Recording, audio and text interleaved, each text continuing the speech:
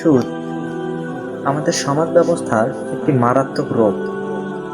আমাদের এই সো-কল্ড সভ্য সমাজ ব্যবস্থায় এটি সবচেয়ে বেশি বিস্তার লাভ করেছে।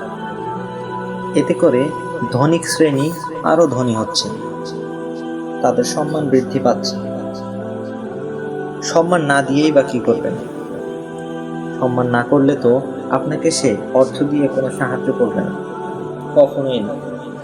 আর চাইবে আপনাকে বিপদে ফেলার জন্য। আবার তাদের এই কার্যকলাপের বিরুদ্ধে আপনি কিছু বলতেও পারবেন না। বলতে গেলেই একদল লোক আপনার বিরুদ্ধে কথা বলা শুরু করবে। আপনার বিরুদ্ধে যে লোকগুলো কথা বলছে তারাই ওই সুদখোর লোকটার কাছে টাকা নিয়ে তার 3 গুণ টাকা দিয়ে বসে আছে।